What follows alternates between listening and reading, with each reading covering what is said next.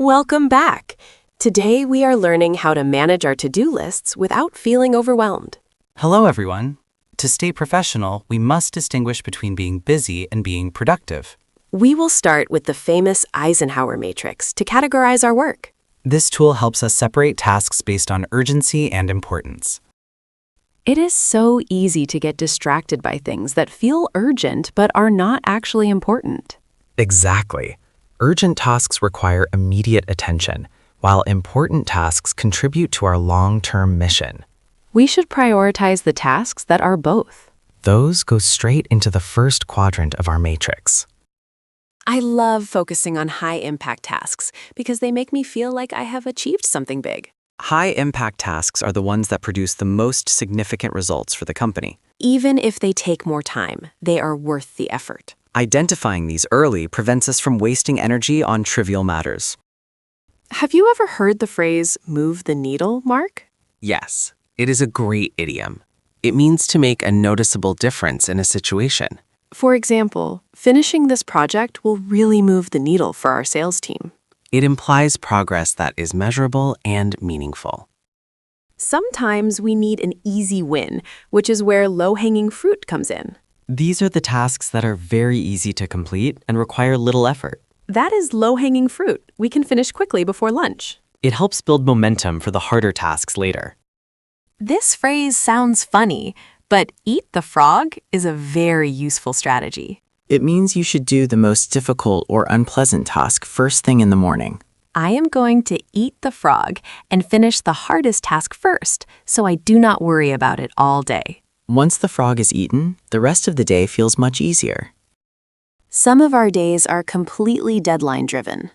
That means our schedule is dictated by when tasks are due to clients or supervisors. It can be stressful, but it keeps the team focused on delivery. We must ensure our quality does not drop when we are chasing a deadline. When we have too much to do, some items must go on the back burner. This means we are delaying a task or giving it lower priority for now. Let us put the non-urgent items on the back burner until next week. It is a polite way to say we are not focusing on it right now. What is at the top of your pile today, Mark? This phrase refers to the most urgent item that needs immediate action. This is at the top of the pile due to the client's deadline this afternoon. I will start working on that immediately to ensure we meet the expectations. Before I take on more work, I need to check my bandwidth. Bandwidth refers to your capacity or the amount of time and energy you have available. I would love to help, but I do not have the bandwidth for a new project this week. Knowing your limits is a key part of professional prioritization. Every task we do should have alignment with our goals. We must ask ourselves, is this aligned with our quarterly goals? If it does not help us reach our target, we should reconsider why we are doing it. Alignment ensures that our hard work actually leads to the desired outcome. When things get chaotic, we need to triage our requests. Triage is a term from medicine that we use to describe sorting tasks by urgency in a crisis. We need to triage these incoming requests to see which one is a true emergency. It helps us stay calm when many people want our attention at once. In our matrix, quadrant 1 is for things that are both urgent and important. We call these do-first tasks. They are critical and time-sensitive. If we spend too much time here, we might burn out. That is why we must manage them efficiently and then move to planning. Quadrant 2 is for things that are important but not urgent. This is where we do our best planning, relationship building, and personal growth. If we focus here, we can actually prevent future crises. It is the schedule quadrant where we invest in the future. We have covered so many great terms like eat the frog and bandwidth. The key is to use these words to communicate clearly with your colleagues. When you say a task moves the needle, people understand its value. And when you mention your bandwidth, they respect your time. Today, we learned the Eisenhower matrix to sort tasks by urgency and importance. We discussed high-impact tasks and low-hanging fruit for different types of productivity. We also learned idioms like eat the frog for hard tasks and back burner for delays. Remember to triage your requests and ensure alignment with your goals every day. Mark, Let us look at our Monday list. We have the board meeting and filing old receipts. The board meeting is urgent and important, so it goes in quadrant 1. The receipts are low-hanging fruit, but not urgent. Let us put them in quadrant 4 or on the back burner. Agreed. Let us focus on the high-impact tasks first. Emma, I am going to be quiet for the next 2 hours. I am eating the frog. Oh, is that the difficult budget report you have been avoiding? Yes, it is the most complex task I have, so I am finishing it first. Good idea. Once that is done, you will have more bandwidth for our creative meeting. Mark, I have 5 urgent emails. Can you help me triage these? Sure. This one from the CEO is top of the pile. What about this request for a coffee chat from a student? That is not urgent. Put it on the back burner for Friday. You are right. This helps me see what actually moves the needle. Welcome! Today we are learning how to write professional emails that stand out. It all starts with the subject line, which acts as the headline of your message. Make it specific so the reader knows exactly what to expect. For example, use Meeting Request Project Alpha instead of just Hi. Sometimes we don't know who will receive our email. In those very formal cases, we use to whom it may concern. It is a safe way to address an unknown department or committee. Use it sparingly, as a specific name is always better when possible. If you know the person's name, Dear is the gold standard. You can use Dear Mr. Smith or Dear Sarah, depending on your relationship.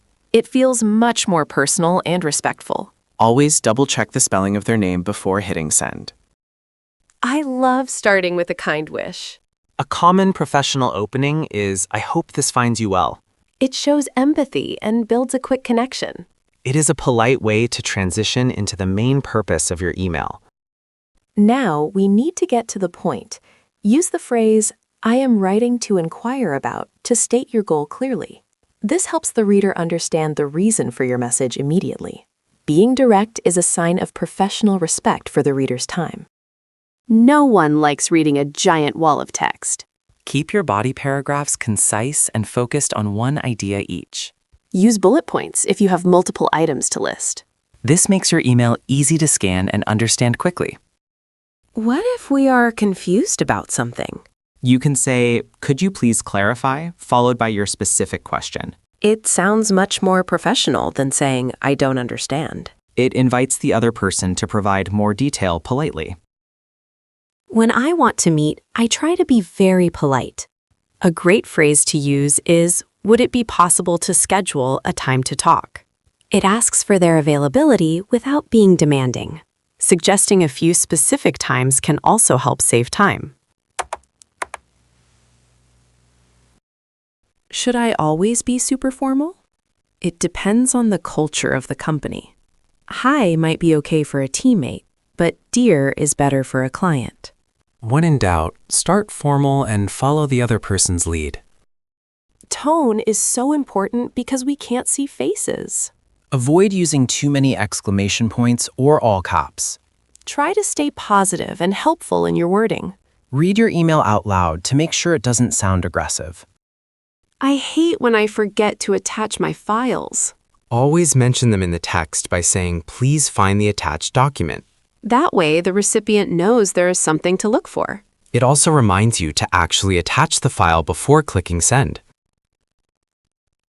I hate when I forget to attach my files. Always mention them in the text by saying, please find the attached document. That way, the recipient knows there is something to look for. It also reminds you to actually attach the file before clicking send. What should the reader do next? End with a call to action, like, I look forward to hearing from you. This encourages a response and shows you are eager to proceed.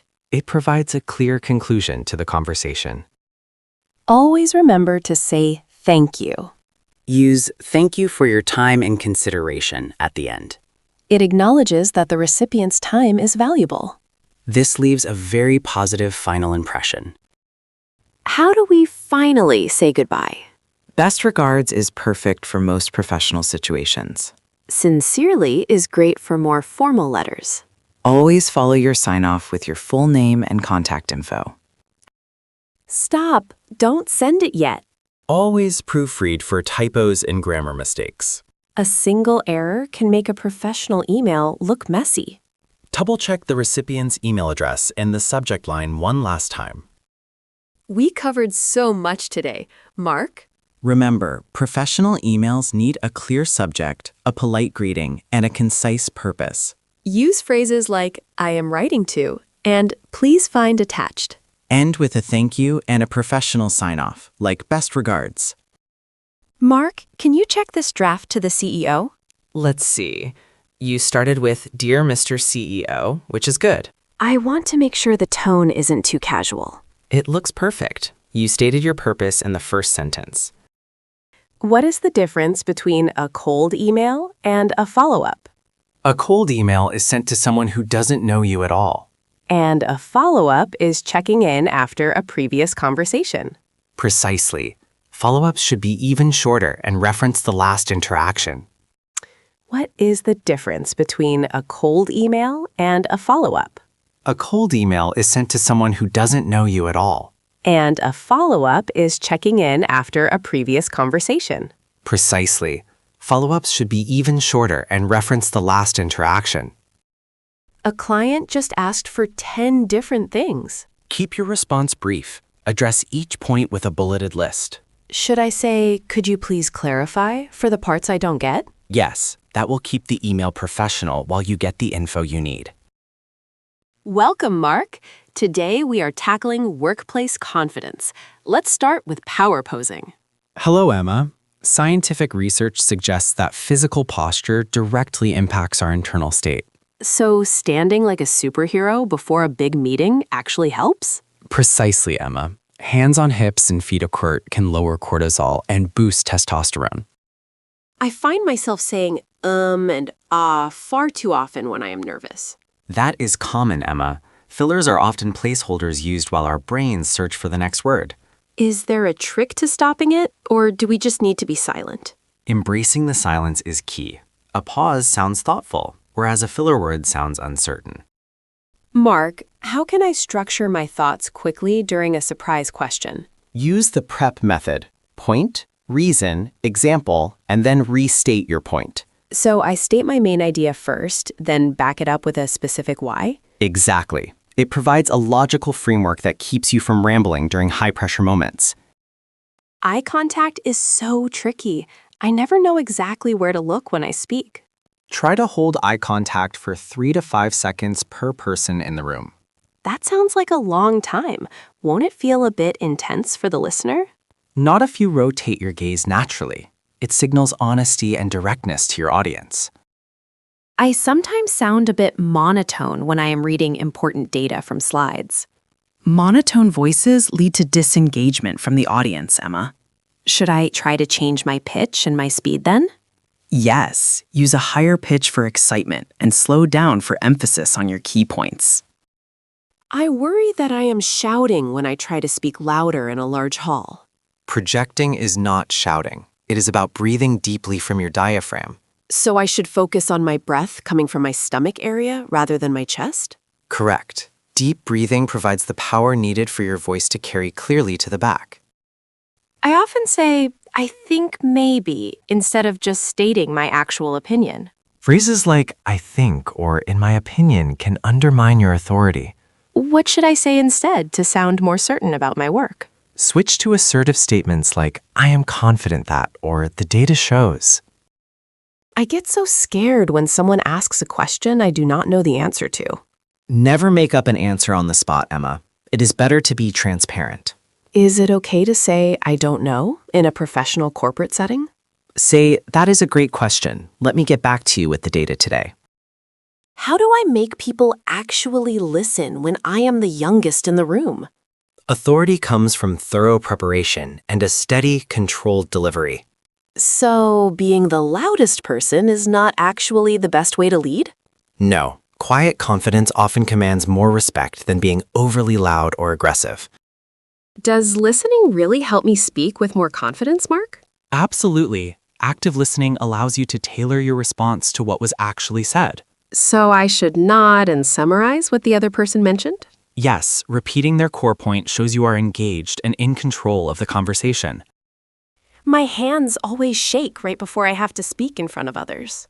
That is just adrenaline, Emma. Your body is preparing you for action.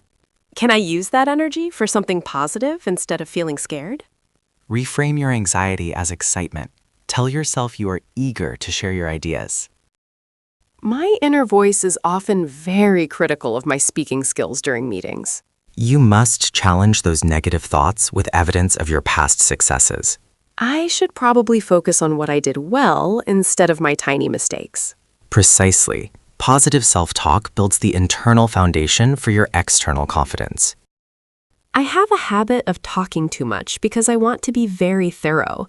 Less is often more in business. Aim for the most impact with the fewest words. How do I know when I have finally said enough to be understood? Watch for physical cues like nodding or when your main point has been delivered clearly. Leading a meeting feels like a huge responsibility, and I get nervous. Start with a clear agenda and keep the discussion focused on the track. Should I interrupt people if they start to go off topic? Do it politely. Say, "That is a good point. Let's discuss it after we finish this."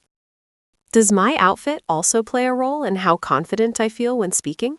Clothing that makes you feel professional can boost your overall self-perception. I always feel more ready when I wear my favorite green blazer to work. External factors support your internal confidence, creating a positive feedback loop. We have covered so much, from posture to the structured prep method. Remember that confidence is a skill that improves with constant daily practice. It is all about how our internal mindset reflects in our external speech. Consistency is key. Apply these techniques daily to see the best results over time. Mark, I am terrified. The CEO is in the room and my voice is trembling. Take a deep breath, Emma. Lower your pitch and focus on your projection. Okay, I will try to stand tall and use my diaphragm like we discussed. Good. Speak slowly and let your expertise shine through the initial nerves. Everyone is talking over each other. I cannot get a single word in. Watch me, Emma. Excuse me, I would like to add a point to that last statement. Wow, you were so firm, but you did not sound rude at all, Mark. Timing and a steady volume are essential when you need to interject in a meeting. My manager asked what I achieved this year. I don't want to sound arrogant. Focus on the facts. Say, "I successfully led the project which increased revenue." That sounds much better than simply saying, I am the best employee. Indeed, using data to back your claims shows confidence without sounding arrogant. Hi, everyone. Today we are learning the best ways to reschedule a work meeting gracefully. It is a common professional necessity. A great opening line is, "I'm writing to see if we could reschedule our meeting."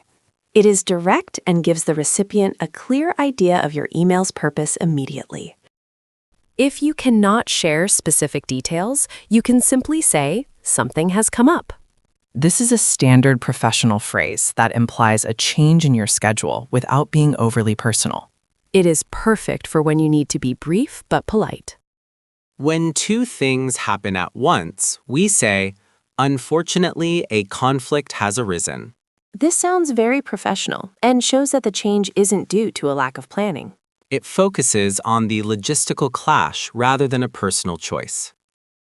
For unexpected events like a flat tire or a power outage, use the term unforeseen circumstances. This sounds more formal and serious than just saying you are late. It signals to your colleagues that the situation was entirely out of your control. If you want to move a meeting to a later time on the same day, use pushback. You could ask, would it be possible to push our call back to 3 p.m.?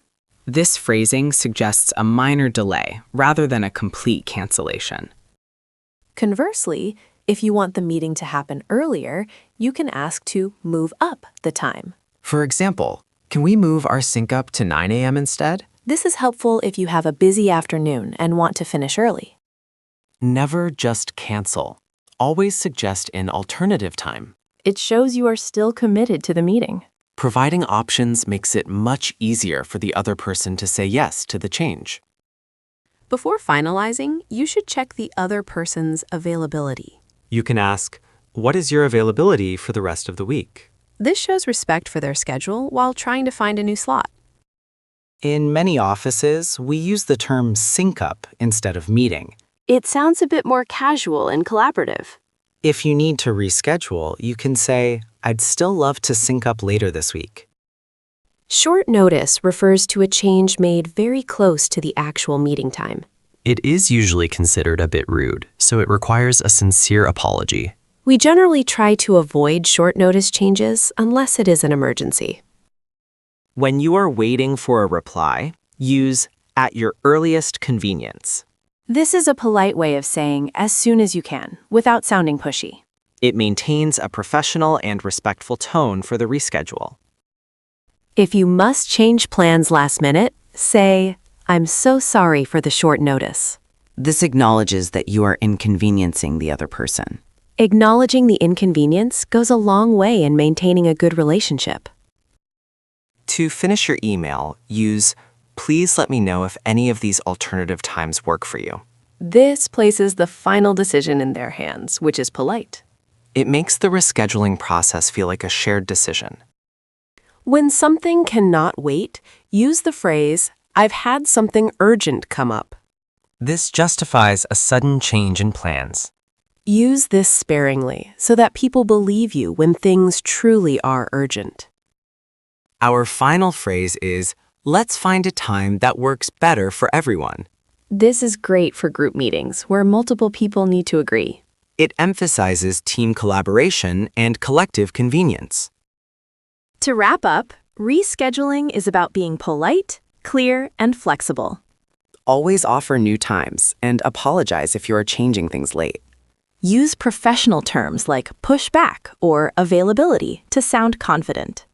Good communication ensures that a rescheduled meeting doesn't hurt your reputation. Mark, I'm so sorry, but I'm writing to see if we could reschedule our one-on-one today. Oh, is everything okay, Emma? I've had something urgent come up with a client request that needs my attention. No problem, I understand. Just let me know your availability for tomorrow. Emma, when you ask to reschedule, how many times should you suggest? I usually try to offer at least 3 alternative times. Exactly. I might say, would it be possible to push our call back to Tuesday at 2 p.m., Wednesday at 10 a.m., or Friday at 4 p.m.? That makes it so much easier for me to check my calendar and pick one. Mark, this is embarrassing, but I need to reschedule our meeting again due to unforeseen circumstances. Again, that's quite a bit of short notice for a second time. I'm so sorry. I know your time is valuable, and I truly appreciate your patience. I appreciate the sincere apology. Let's find a time that works better for everyone once and for all. Hi, everyone. Today we are learning how to ask about company rules in a professional way. Understanding policies is crucial for any employee to succeed and stay compliant. Our first big term is the Employee Handbook. This is the master guide for all rules. You might need to ask, where can I find the latest version of the Employee Handbook? Next is SOP, which stands for Standard Operating Procedure. It is a step-by-step guide for specific tasks. Try asking, what is the standard procedure for reporting expenses? Compliance training is often mandatory and covers legal rules. You can ask your supervisor, are there any specific regulatory requirements I should be aware of? Many companies have a specific company policy for working from home. To get details, ask, could you clarify the policy on remote work? The Code of Conduct explains how we should behave and treat others. It is the foundation of a respectful workplace environment. PTO policy stands for paid time off. This is how you get your vacation. It is important to know how to request time off correctly. Every office has a different dress code. If you are unsure, say, I'm looking for guidance on the office dress code. Security protocol refers to rules about badges, keys, and data safety. You can ask, is there a specific protocol for security clearance? HR guidelines cover general employee benefits and rights. Human Resources is always there to help you navigate these rules. A confidentiality agreement, or NDA, means you can't share company secrets. It is a legal promise to protect sensitive information. If you work late, you need to understand the overtime policy. Ask your manager, could you help me understand the overtime policy? When asking about a rule, always use professional phrases. What is the standard procedure for? Is a very useful way to start. In some industries, regulatory requirements are set by the government. These are rules the whole company must follow to stay legal. If a rule is confusing, don't be afraid to ask for help. Say, could you clarify this for me? To show you care about doing things right. Before asking a colleague, try to find information independently in the handbook or internet. This shows initiative.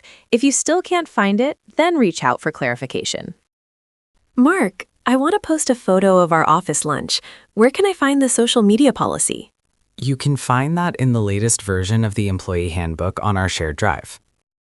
Mark, is there a formal process for requesting an exception to a standard office rule? Yes, you should check the HR guidelines for the specific protocol and then email your manager. Mark, I'm looking for guidance on a rule in the code of conduct that seems confusing. We should approach our manager together to clarify that specific policy before the meeting. Hi, everyone. Today, Mark and I are going to help you master the art of asking about deadlines. Hello. Knowing how to clarify due dates is essential for professional communication and managing your workload efficiently. Let's start with the basics. The most common phrase is due date. Correct. You might say, could you clarify the due date for the final deliverable? To be precise. I always like to see the big picture, so I ask about the timeline. That's logical. Asking what is the timeline for this project helps you see all the steps involved. Mark, what's the ETA on our next project phase? ETA stands for Estimated Time of Arrival. In the office, we use it to ask, what's the ETA on your side of the project? Turnaround time is such a useful phrase for service-based tasks. It refers to how long a specific task takes to complete. Try asking, what's the expected turnaround time for this task? Sometimes a date is set in stone. We call that a hard deadline. Exactly. If you're unsure, ask, is this a hard deadline or is there some flexibility? If a deadline is a soft deadline, it means there's a little wiggle room. It is a target date rather than a strict cutoff, which is helpful for non-critical tasks.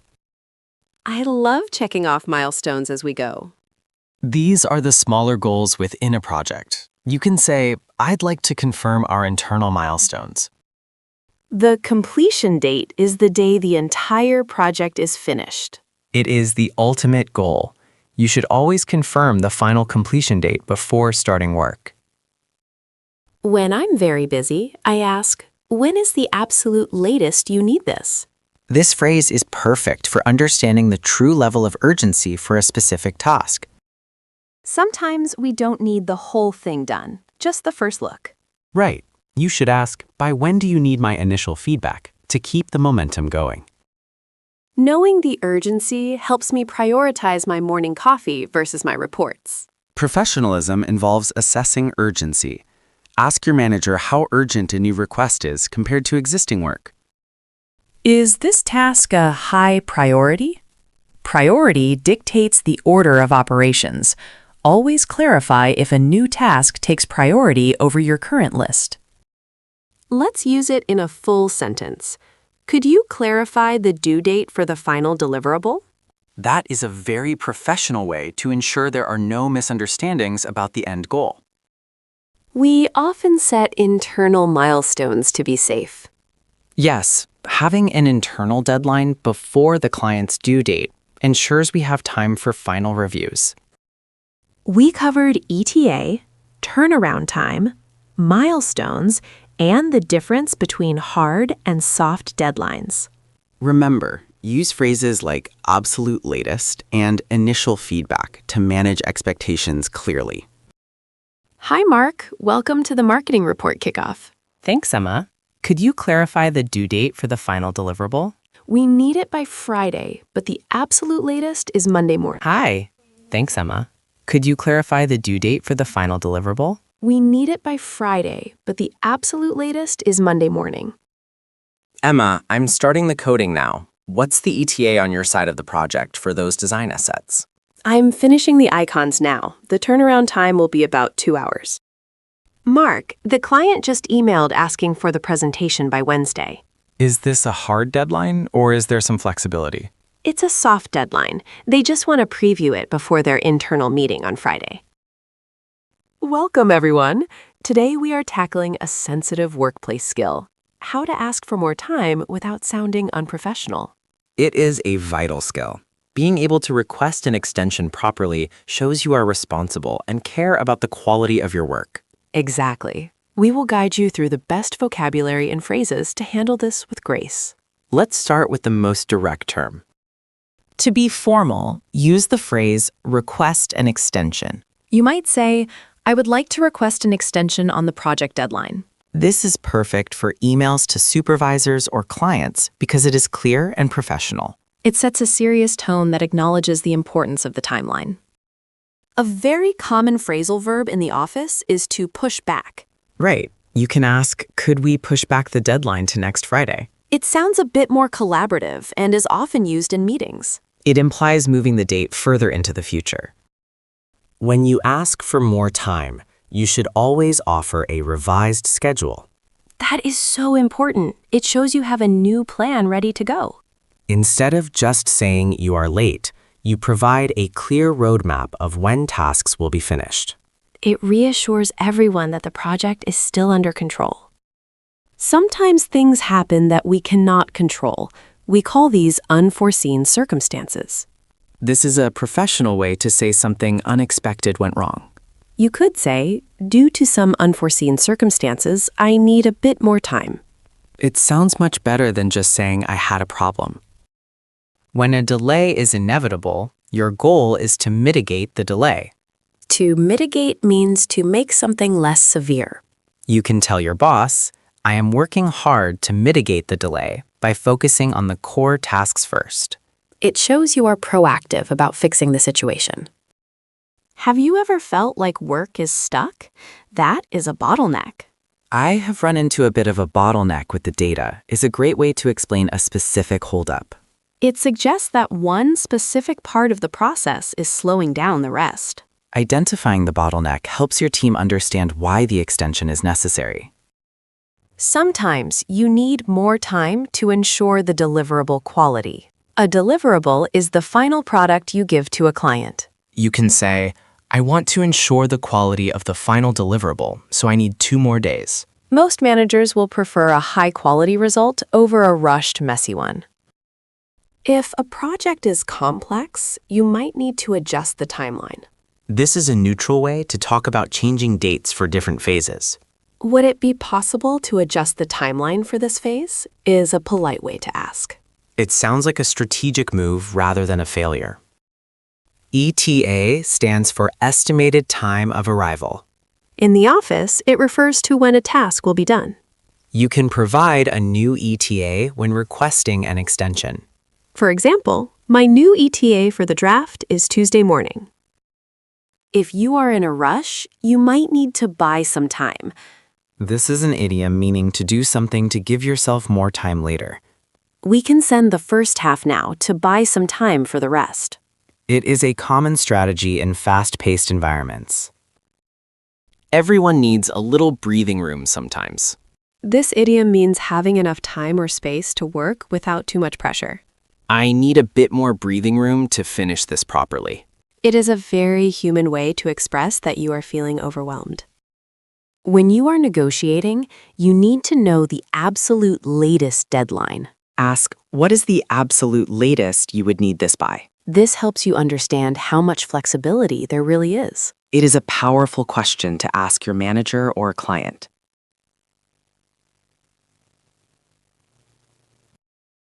Technical problems are a common reason for extensions. I have run into a bit of a bottleneck with the software is a perfect way to explain this. It shifts the focus from your performance to the tools you are using. Always follow up with a solution or a request for help. Once they agree, confirm the new date immediately. Thank you for the extension. I will have it to you by the new deadline. This closes the conversation professionally and shows your commitment. Clear communication prevents any further misunderstandings. We have learned formal terms like request an extension and idioms like breathing room. We also talked about explaining bottlenecks and focusing on deliverable quality. Remember to always provide a revised schedule and use professional phrases like unforeseen circumstances. Great job today. Now let's see these in action. Mark, I have run into a bit of a bottleneck with the data processing software. Oh no, that sounds like a problem. Is it going to affect the report? Yes, I would like to request a brief extension on the report because of it. How much time do you need? 2 days should be enough to fix the glitch and ensure the quality of the final deliverable. Okay, let's push back the deadline to Wednesday then. Emma, as our client, I wanted to discuss the timeline for the new design. Is there a problem, Mark? We were expecting it by Friday. Due to some unforeseen circumstances with this supplier, I need to adjust the timeline. That is disappointing to hear. I want to ensure the deliverable quality is at its best, so I have prepared a revised schedule for next Tuesday. If it guarantees a better result, we can accept that new ETA.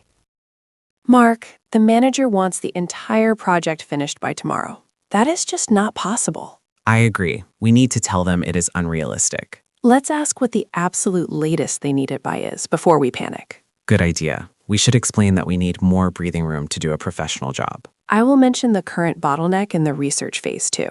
Let's go talk to them and suggest a more realistic revised schedule.